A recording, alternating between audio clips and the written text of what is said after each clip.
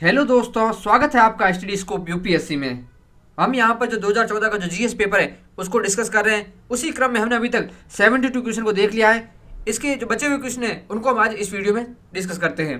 तो चलिए शुरू करते हैं। आज का हमारा पहला प्रश्न है, निम्नलिखित कथनों पर विचार कीजिए। मक्का का मंड यानी कि स्टार्च के उत्पादन के लिए प्रयोग किया जा सकता है। मक्का से निष्कासित तेल जैव ईंधन के लिए फीड स्टॉक हो सकता है। तीसरा, मक्का के प्रयोग से अल्कोहली पेय उत्पन्न किया जा सकता है। यहाँ पर हर जगह कैन का यूज हो रखा है। जब कैन का यूज हो रखा होता है तो यह भविष्य के लिए संभावना भी दर्शा रहा होता है साथ में, कि इसमें भविष्य में भी क्या यह चीज़ संभव है या नहीं। तो जब हम इन प्रश्नों को सॉल्व करते हैं तो हमें एक भविष्य का दृष्टिकोण भी साथ में रखना चाहिए कि फ्यूचर में भी ये चीज़ हो सकती है या नहीं हो सकती।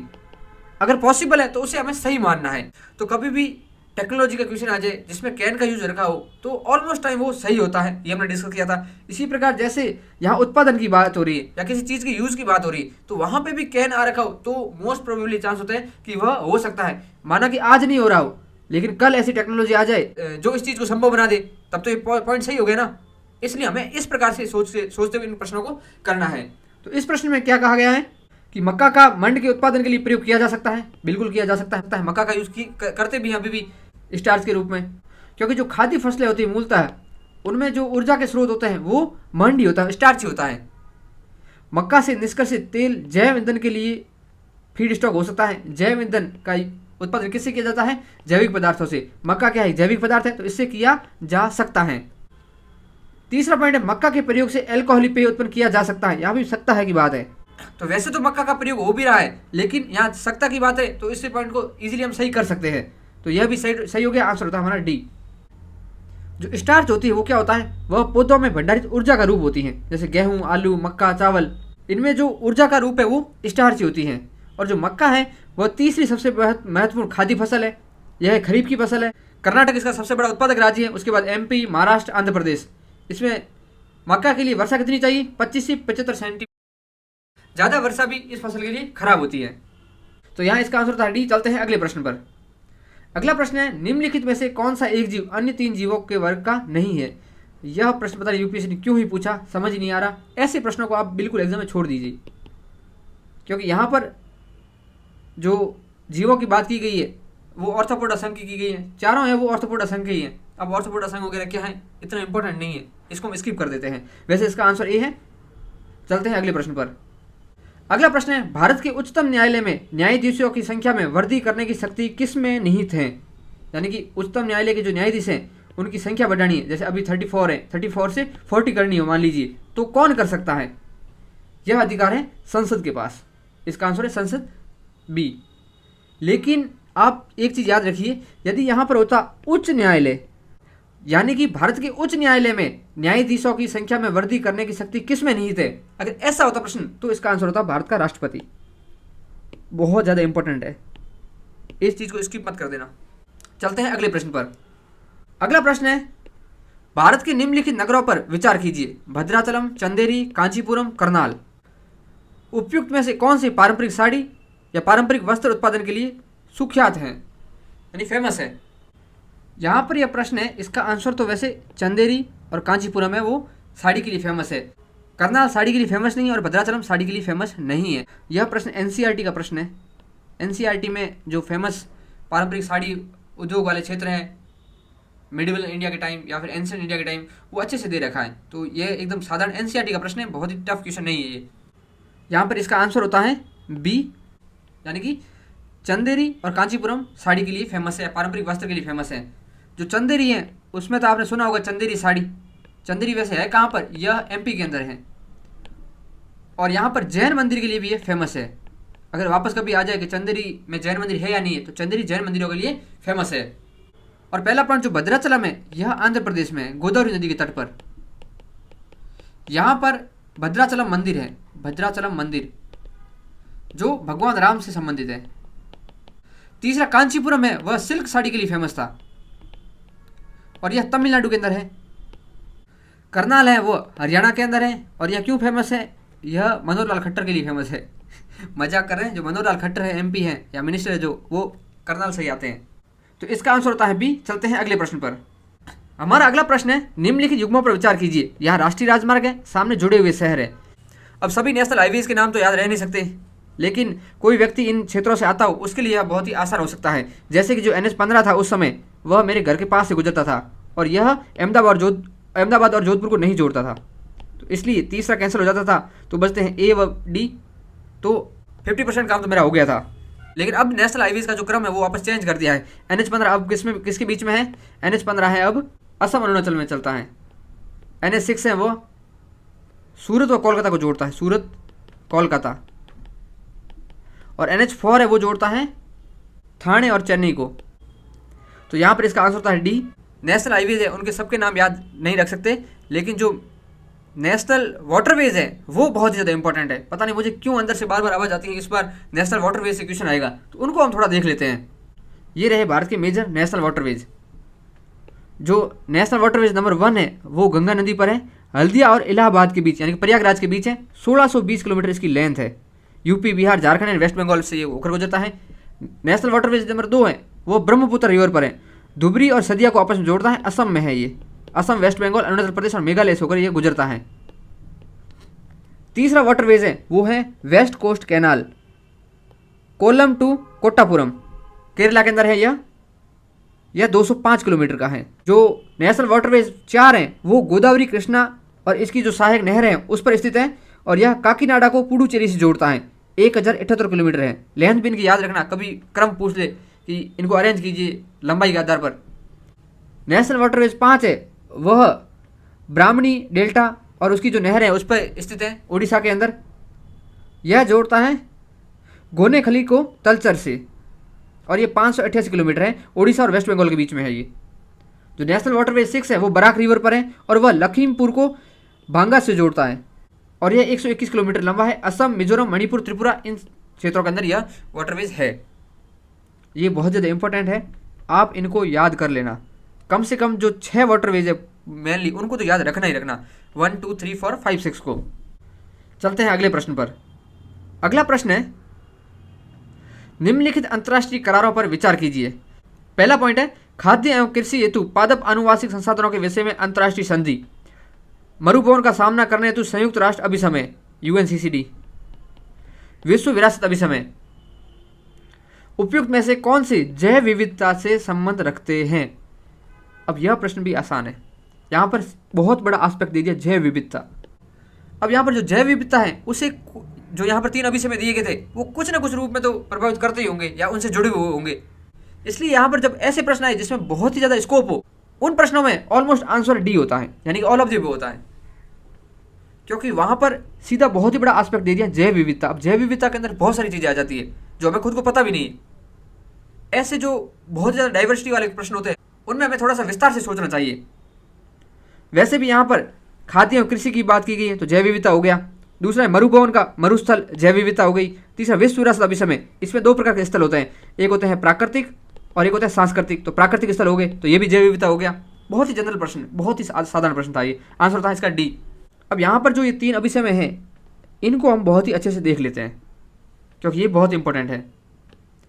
सबसे पहला था the international treaty on plant genetic resources for food and agriculture, ITP-GRFA, यह इसका शॉर्ट फॉर्म है। यह संधि साइन हुई थी 2001 के अंदर, जो FAO का समिट था 2001 में, तब यह संधि आई थी। इसे बीज संधि भी बोला जाता है, बीज संधि या पादप संधि, अंतर्राष्ट्रीय बीज संधि या पादप संधि इसे बोला जाता है। इसे रोम में साइन किया गया था, इटली में। और इस संधि के तहत क्या किया जाता है, इसमें मूलतः जो पादप हैं उनके आनुवंशिक संसाधनों के संरक्षण, विनियमन, सतत उपयोग के माध्यम से खाद्य सुरक्षा की गारंटी देने पर जोर दिया जाता है। और साथ ही इसमें 2 चीज़ें होती हैं, एक होता है किसानों के अधिकारों का संरक्षण, दूसरा है कि यदि कोई प्लांट किसी क्षेत्र पर है और उस प्लांट या उस स्पीसीज से या उस आनुवंशिक पदार्थ से पूरे विश्व को लाभ होता है तो उस लाभ का कुछ हिस्सा जहाँ से ये प्लांट आता है, जिन क्षेत्रों से, वहाँ के लोगों को भी दिया जाएगा। यानी कि यह बात करता है न्याय संगत लाभ साझाकरण की। तो मूलतः क्या संधि हो गई, यह संधि हो गई आनुवंशिक संसाधनों के संरक्षण, विनियमन और सतत उपयोग से संबंधित। इसके साथ ही किसानों के अधिकारों की रक्षा करता है, साथ ही लाभ साझाकरण की बात करता है। इसे अंतर्राष्ट्रीय बीज संधि बोला जाता है या फिर पादप संधि के नाम से जाना जाता है। इसे 2001 में साइन किया गया था और 2004 में यह लागू हुई थी। अब यहाँ पर एक नाम है FAO। FAO के जो सबमिट था उसमें ही ITPGRFA को लाया था। तो FAO है उसको हम थोड़ा देख लेते हैं। ये रहा UNFAO, यह UN की एक विशेष एजेंसी है। यह एस्टैब्लिश हुई थी 1945 में। कहाँ पर? क्यूबेक कनाडा का एक शहर है, वहाँ पर इसका हेडक्वार्टर है रोम इटली में। वहीं पर ITPGRFA लाया गया था। इसके मेंबर 197 है। इसका जो पेरेंट ऑर्गेनाइजेशन है वो कौन है? वो है इकोसॉक, united nation economic and social council, यह इसका पेरेंट ऑर्गेनाइजेशन है। और यह कुछ इंपॉर्टेंट प्रोग्राम चलाता है जैसे कि international plant protection convention IPPC, codex alimentarius जो बात करता है फूड स्टैंडर्ड्स की। कोडेक्स एलिमेंट्री आप याद रखना, कोडेक्स एलिमेंट्री संबंधित है फूड स्टैंडर्ड से संबंधित। तीसरा इसका मेन प्रोग्राम है फूड सिक्योरिटी प्रोग्राम। चौथा इसका एक प्रोग्राम है ग्लोब फिश, यह मत्स्य से संबंधित है, फिश ट्रेड एंड मार्केट से संबंधित। भारत है इसका फाउंडिंग मेंबर है। FAO aim is achieve zero hunger 2030 तक, जो कि SDG का एक गोल भी है। 16 अक्टूबर को वर्ल्ड फूड डे मनाया जाता है। इसके तहत जो वर्ल्ड फूड प्रोग्राम है वह world's largest food agency to fights hunger by providing food assistance, school meals, cash transfer आदि। कभी प्रश्न आ जाए कि जो वर्ल्ड फूड प्रोग्राम है वह कैश ट्रांसफर देता है या नहीं देता है, ऐसा UPC ऑप्शन देता है, तो यह देता है। इसके साथ ही जो इसकी रिपोर्ट्स हैं वो मेजर कौन कौन सी है? The state of food and agriculture report, the state of world forest report, the state of agriculture commodity market report, the state of world fishery and aqua culture report, और last है the state of food insecurity and nutrition in the world report. तो ये इसकी main report है। आप एक चीज़ यहाँ पर नोटिस की जा सकती है कि इसकी जो रिपोर्ट्स है उसको याद रखने का तरीका क्या है? सबके आगे क्या है? SO SO SO SO SO। अगर ऐसी कभी शॉर्ट फॉर्म एग्जाम में आ जाए तो हम किस पे जा सकते हैं? FOA पे जा सकते हैं। ये तो हो गया FAO। अगला था UNCCD, इसे लाया गया था 1994 में। जो रियो समिट हुआ था 1992 में, उसके तहत 3 संगठन बनाए गए थे, एक UNCCD, एक UNCBD और एक था UNFCCC। इनमें से एक है UNCCD जिसको 1994 में एस्टेब्लिश किया गया था। यह डेजर्टिफिकेशन से संबंधित है। डेजर्टिफिकेशन से संबंधित यह एकमात्र बाध्यकारी समझौता है विश्व में। इसके 197 पार्टीज है या मेंबर है। इसके साथ अभी हमने देखा UNCBD और UNFCCC लाया गया था। इसका एक प्रोग्राम है land degradation neutrality LDN program, जिसका उद्देश्य है जो भूमि डिग्रेडेशन हो रहा है उसको रोकना। सस्टेनेबल डेवलपमेंट गोल नंबर 15 है जो लैंड की बात करता है। यह अभी RS का पेपर था, उसमें सीधा पूछा गया था कि भूमि से संबंधित SDG गोल कौन सा है। तो गोल नंबर 15 आप याद कर लेना, इनको UPSC भी पूछ सकता है इस प्रकार। तो उसके लिए भी यह UNCCD वो काम करता है क्योंकि यह भूमि के संरक्षण से संबंधित है।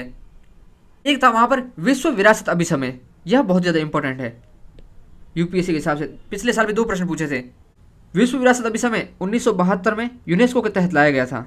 यूनेस्को की एक समिति है विश्व धरोहर समिति। यह विश्व धरोहर समिति जो यूनेस्को हेरिटेज साइट होती है उनकी घोषणा करती है। विश्व धरोहर स्थलों का चयन, इसके 21 राष्ट्र सदस्य होते हैं। हर 4 वर्ष में इसका चयन होता है। 2024 में इसका अध्यक्ष कौन था? भारत था। जो विश्व विरासत अभिसमय, इसके तहत 3 प्रकार के स्थल होते हैं। एक होता है प्राकृतिक, एक होता है मिश्रित, एक होता है सांस्कृतिक। प्राकृतिक यानी प्रकृति से संबंधित, जैव विविधता वगैरह हो गया। दूसरा है सांस्कृतिक, संस्कृति से संबंधित, और तीसरा है मिश्रित यानी कि इन दोनों के गुण आते हैं इसमें। तो भारत में प्राकृतिक विरासत स्थल कितने हैं? 7 हैं। सांस्कृतिक विरासत स्थल हैं 35 और एक मिश्रित है। कौन सा? कंचनजुंगा, सिक्किम में। यहाँ पर जो सांस्कृतिक स्थल है उनके चयन के 6 मानदंड है। मानव रचनात्मक प्रतिभा की उत्कृष्ट कृति हो, सांस्कृतिक आदान प्रदान या सभ्यता का प्रतिनिधित्व करता हो, किसी परंपरा या सभ्यता का अनूठा साक्ष्य प्रस्तुत करता हो, वास्तुकला प्रौद्योगिकी या परिदृश्य का उदाहरण हो, पारंपरिक बस्ती भूमि या समुद्र के उपयोग को दर्शाता हो, सार्वभौमिक महत्व की घटनाओं के विचारों का लिंक हो। इसमें आप बस थोड़ा मेजर आइडिया लगाते हो, चलिए याद नहीं करना है इतना सब कुछ। और प्राकृतिक स्थल है उसके लिए 4 मानदंड है। उत्कृष्ट प्राकृतिक घटनाओं या विशेषताओं को प्रदर्शित करता हो, पृथ्वी के विकासवादी इतिहास का प्रतिनिधित्व करता हो, पारिस्थितिक और जैविक प्रक्रियाओं का उदाहरण प्रस्तुत करता हो, जैविक विविधता के महत्वपूर्ण आवासों की मेजबानी करता हो। और इसमें जो स्थल चयन होते हैं उसके लिए यहाँ पर अंतर्राष्ट्रीय स्मारक और स्थल परिषद और अंतर्राष्ट्रीय प्रकृति संरक्षण संघ IUCN ये नामांकित करते हैं साइट्स का। उसके बाद जो विश्व धरोहर समिति होती है वह चयन करती है लास्ट में। अब यहाँ पर एक नाम आया है यूनेस्को का, उसको भी हम देख लेते हैं। इसकी स्थापना की गई थी 1945 में और यह UN की एक विशेष एजेंसी है। UN SDG का भी सदस्य है ये। इसका हेडक्वार्टर है पेरिस के अंदर। इजराइल व लिंकेस्टीन है वह इसके सदस्य नहीं है। पहले USA भी इसका मेंबर नहीं था लेकिन अब वापस बन गया है। SDG 4 शिक्षा का दायित्व इसी को दिया गया है, किसको? यूनेस्को को। इंपॉर्टेंट। इसका पेरेंट ऑर्गेनाइजेशन कौन है? वो है इकोसॉक, संयुक्त राष्ट्र आर्थिक और सामाजिक परिषद। यूनेस्को की जो महत्वपूर्ण पहल है वो बहुत इंपॉर्टेंट है। विश्व विरासत सम्मेलन और सूची अभी हमने डिस्कस किया। विश्व विरासत अभिसमय के तहत मानव और जीवमंडल रिजर्व MAB, इसके तहत भारत के जो 12 बायोस्फीयर रिजर्व हैं वो आते हैं, जबकि भारत में टोटल 18 बायोस्फीयर रिजर्व हैं, जिसमें से 12 MAB के तहत आते हैं। अंतर्राष्ट्रीय भूविज्ञान और वैश्विक भूपार्क कार्यक्रम, विश्व जल मूल्यांकन रिपोर्ट 2000 में इसकी स्थापना की गई थी। क्रिएटिव सिटीज नेटवर्क, इसके तहत भारत के 8 शहर हैं। ये देखिए कौन से शहर हैं। पहला है Srinagar, crafts and folk art के लिए 2021 में इसका चयन किया गया था। दूसरा है Jaipur, crafts and folk art के लिए फेमस है। वाराणसी म्यूजिक के लिए, ग्वालियर म्यूजिक के लिए, चेन्नई म्यूजिक के लिए, कोझिकोड लिटरेचर के लिए, हैदराबाद गैस्ट्रोनॉमी के लिए और मुंबई फिल्म के लिए। कोझिकोड और ग्वालियर को 2023 में ऐड किया गया था। तो ये इंपॉर्टेंट है, इनके नाम याद रखना। कितने? 8 ही तो नाम है। श्रीनगर, जयपुर, वाराणसी, ग्वालियर, चेन्नई, कोझिकोड, हैदराबाद एंड मुंबई। इसका एक और प्रोग्राम है अमूर्त सांस्कृतिक विरासत की सूचियाँ, उनको भी हम थोड़ा देख लेते हैं। यह अमूर्त सांस्कृतिक विरासत है, यह पारंपरिक समकालीन और रहन सहन को महत्व देता है, साहित्य विविधता को मान्यता और सम्मान देता है, यह पारंपरिक प्रथाओं का प्रतिनिधि बनता है और समुदाय आधारित यह प्रोग्राम है। और यह कन्वेंशन है अमूर्त सांस्कृतिक विरासत वाला, यह 2003 में आया था और इसके तहत 5 डोमेन है।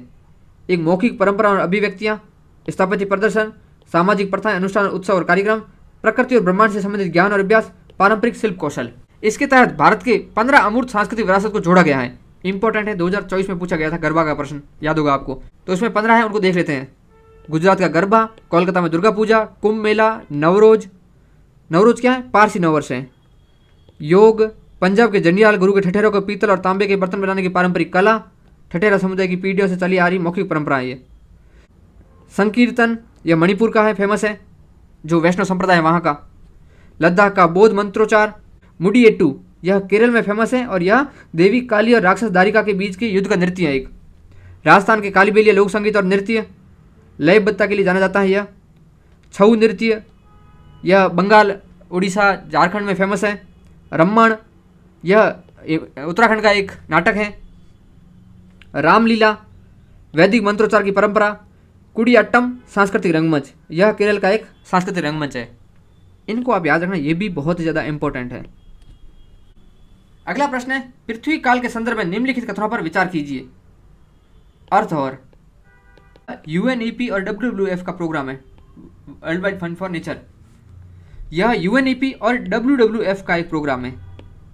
यह UNEP और WWF का एक प्रोग्राम है, world wide fund for nature, UNESCO का नहीं है। पहला पॉइंट जो है गलत। यह जलवायु परिवर्तन और पृथ्वी को बचाने की आवश्यकता के बारे में जागरूकता लाने वाला आंदोलन है। अब UNEP का प्रोग्राम है, तो UNEP किससे संबंधित है? पर्यावरण से संबंधित है। तो यह किसकी बात करता है? जलवायु परिवर्तन, पर्यावरण की बात करता है। तो यह पॉइंट भी जनरली सही हो जाता है। बहुत ही साधारण सा पॉइंट, जनरल पॉइंट है, तो आंसर हो जाता है इसका C। और दूसरा सही था, तो दूसरा क्या है? यह एक आंदोलन है जिसमें प्रतिभागी प्रतिवर्ष एक निश्चित दिन 1 घंटे के लिए बिजली बंद करते हैं। साल में एक दिन निश्चित करते हैं को 8:30 से 9:30 बजे के बीच लाइट बंद रखने का ये प्रोग्राम है, जो लोगों को आह्वान करता है बिजली बचाने के लिए, जलवायु परिवर्तन से लड़ने के लिए। अब यहाँ पर यूनेस्को था, उसको अभी हमने डिस्कस किया था। बच गया UNEP, इसको हम थोड़ा देखते हैं। UNEP, united nation environment program, इसका गठन हुआ था 1972 में।